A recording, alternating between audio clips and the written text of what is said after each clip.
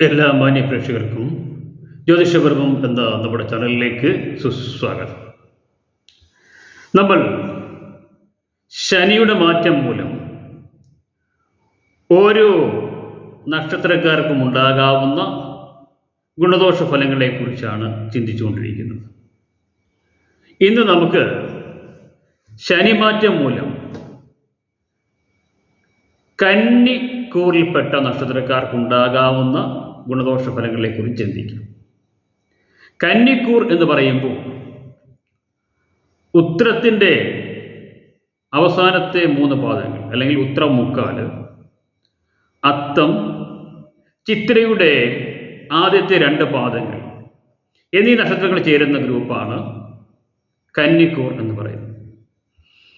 2025 March മാസത്തിൽ മഹാശനി മാറ്റം മൂലം ഈ നക്ഷത്രക്കാർക്കുണ്ടാകാവുന്ന ഗുണദോഷ ഫലങ്ങളെക്കുറിച്ച് നമുക്ക് നോക്കാം. നിലവിൽ ശനി കുംഭം രാശിയിൽ 6ാം ഭാവത്തിൽ സ്ഥിതി ചെയ്യുന്ന ഒരു കാലഘട്ടത്തിലൂടെയാണ് കന്നിക്കൂറിൽപ്പെട്ട നക്ഷത്രക്കാർ കടന്നുപോയിക്കൊണ്ടിരിക്കുന്നത്. വളരെ അനുകൂലമായ ഒരു സ്ഥിതിയിലാണ് കന്നിക്കൂറുകാരെ സംബന്ധിച്ചിടത്തോളം നിലവിൽ ശനീശ്വരൻ കടന്നുപോയിക്കൊണ്ടിരിക്കുന്നതെന്ന് പറയാം. അതുകൊണ്ട് തന്നെ വളരെ ഗുണദായകമായ നിരവധി ഫലങ്ങൾ കഴിഞ്ഞ 2 വർഷക്കാലമായി ശനിയുടെ ആനുകൂല്യം മൂലം ഈ നക്ഷത്രത്തിൽപ്പെട്ടവർക്ക് ലഭിച്ചുകൊണ്ടിരിക്കുകയാണെന്ന് ഉറപ്പായും പറയാവുന്നതാണ്. ചിലപ്പോൾ ഗ്രഹനിലയിൽ ശനിയുടെ അനിഷ്ടസ്ഥാനം മൂലം, അനിഷ്ടസ്ഥാനത്താണ് ശനി നിൽക്കുന്നതെങ്കിൽ ശനീശ്വരൻ്റെ അനിഷ്ടസ്ഥാനം മൂലമൊക്കെ ചിലർക്ക്, ഈ നക്ഷത്രത്തിൽപ്പെട്ട ഏതാനും പേർക്കൊക്കെ പല വിധത്തിലുള്ള ക്ലേശങ്ങളൊക്കെ അനുഭവിക്കേണ്ടതായിട്ടൊക്കെ വരാം. പൊതുവെ നോക്കുകയാണെങ്കിൽ വളരെ അനുകൂലമായൊരു സ്ഥിതിയിലൂടെയാണ് ഉത്രം മുക്കാല്, അത്തം, ചിത്രയുടെ ആദ്യത്തെ 2 പാദങ്ങളിൽ പെട്ട നക്ഷത്രക്കാർ കടന്നുപോയിക്കൊണ്ടിരുന്നത്. എന്നാൽ മാർച്ച് അവസാനത്തോടു കൂടി ശനിയുടെ മാറ്റം കുംഭം രാശിയിൽ നിന്നും മീനൻ രാശിയിലേക്കാണ്.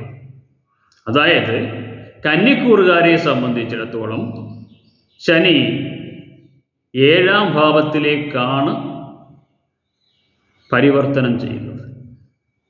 എന്ന് വെച്ചാൽ കണ്ടകശനിയുടെ ഒരു കാലഘട്ടത്തിലൂടെയാണ് ഏപ്രിൽ മുതൽ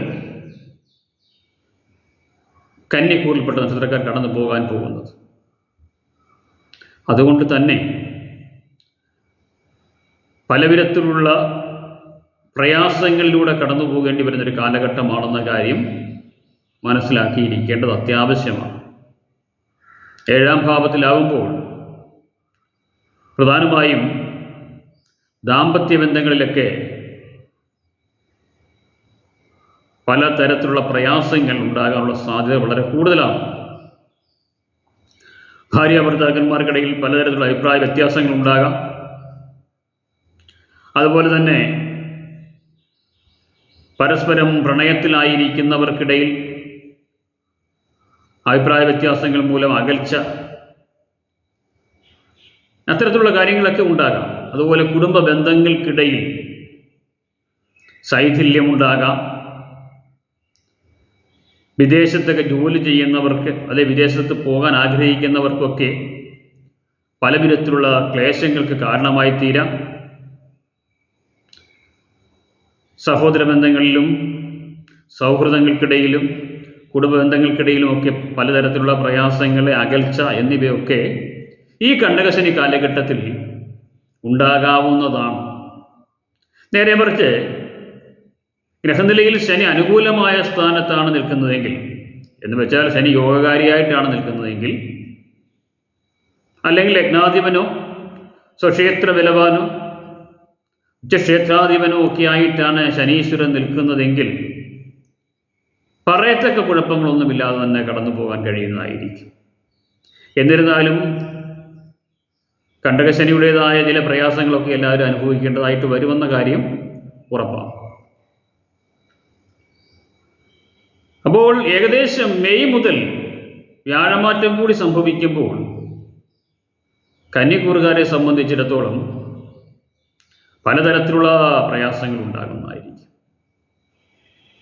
സാമ്പത്തികമായിട്ടുള്ള പ്രതിസന്ധികൾ ഉണ്ടാകാം. അതുപോലെ തന്നെ കർമ്മമേഖലയിലൊക്കെ അപ്രതീക്ഷിതമായി പലതരത്തിലുള്ള വൈഷമ്യങ്ങൾക്ക് കാരണമാകുന്ന സംഭവങ്ങളൊക്കെ ഉണ്ടാകാവുന്നതാണ്. ഇപ്പോൾ നിലവിൽ നന്നായി പോയിക്കൊണ്ടിരിക്കുന്ന ബിസിനസ്സുകൾക്കൊക്കെ ചെറിയ മങ്ങലുകളൊക്കെ ഏൽക്കാനുള്ള സാധ്യതകളൊക്കെ ഉണ്ട്. പുതിയ സംരംഭങ്ങളൊക്കെ തുടങ്ങാൻ ആഗ്രഹിക്കുന്നവർ അതിന് പറ്റിയ സമയമാണോ എന്ന് ഗ്രഹനില പരിശോധിച്ചും നല്ല ദൈവജ്ഞരെ കണ്ട് സമയവും ഒപ്പം ഇപ്പോഴത്തെ അപഹാരവും ദശയും ദശാനാഥൻ്റെ അവസ്ഥയും ഒക്കെ മനസ്സിലാക്കി വേണം മുമ്പോട്ടിറങ്ങാൻ എന്നുള്ള കാര്യം പ്രത്യേകം ശ്രദ്ധിക്കേണ്ടതാണ്. ഇത്തരത്തിൽ കാര്യങ്ങളെ മനസ്സിലാക്കി മുമ്പോട്ട് പോകുന്നവർക്ക് പറയത്തക്ക പ്രതിസന്ധികളും പ്രശ്നങ്ങളും ഒന്നുമില്ലാതെ തന്നെ മുമ്പോട്ട് പോകാൻ കഴിയുന്നതായിരിക്കും. എന്തു തന്നെയായാലും നിലവിൽ ഉള്ള ഗുണകരമായ ഒരവസ്ഥ, അതിനൊരു ചെറിയ മാറ്റം തീർച്ചയായിട്ടും കന്നിക്കൂറുകാർക്ക് ഉണ്ടാകുന്നതായിരിക്കും എന്നുള്ള കാര്യം പറയാതിരിക്കാൻ നിവൃത്തിയില്ല. ഗുണദോഷ സമ്മിശ്രമായ ഒരു വർഷമായിരിക്കും കന്നിക്കൂറുകാരെ സംബന്ധിച്ചിടത്തോളം 2025 വർഷം എന്ന് പറയാവുന്നതാണ്. അതുകൊണ്ട് തന്നെ ഈശ്വരാധീനം വരുത്തി മുമ്പോട്ട് പോകേണ്ടതും വളരെ അത്യാവശ്യമാണ്. പ്രധാനമായും ശനീശ്വര പ്രീതികരമായ കർമ്മങ്ങൾ അനുഷ്ഠിക്കുവാൻ പ്രത്യേകം ശ്രദ്ധിക്കേണ്ടതാണ്.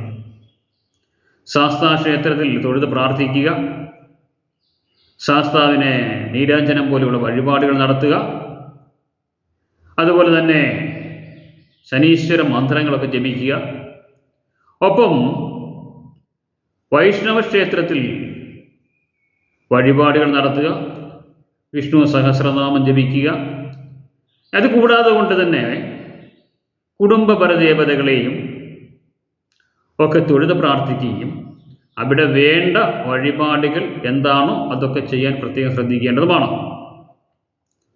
കൂടാതെ രാഹുകേതുക്കളുടെ മാറ്റവും കൂടി ശ്രദ്ധിക്കേണ്ടതാണ്. രാഹുകേതുക്കളുടെ മാറ്റം മൂലവും ചില പ്രതിസന്ധികളും പ്രശ്നങ്ങളൊക്കെ ഉണ്ടാകാവുന്നതാണ് കന്നിക്കൂറുകാർക്ക്. അതൊക്കെ പരിഗണിച്ച് നാഗദേവങ്ങൾക്ക് വഴിപാടുകൾ നടത്തുക, നാഗക്ഷേത്രത്തിൽ ദർശനം നടത്തുക എന്നിവയൊക്കെ ചെയ്യേണ്ടതാണ്. അതുപോലെ തന്നെ ഓരോരുത്തരും അവരനുഷ്ഠിച്ചു വരുന്ന കർമ്മങ്ങൾ അവരവരുടെ വിശ്വാസ പ്രമാണങ്ങളിൽ അധിഷ്ഠിതമായ കാര്യങ്ങളൊക്കെ ചെയ്ത് മുമ്പോട്ട് പോയാൽ 2025 വർഷത്തിലെ ദോഷവശങ്ങളെ കുറച്ച് ഗുണഫലങ്ങൾ ഉയർന്ന തലത്തിലെത്തിക്കുവാൻ കഴിയുന്നതായിരിക്കും.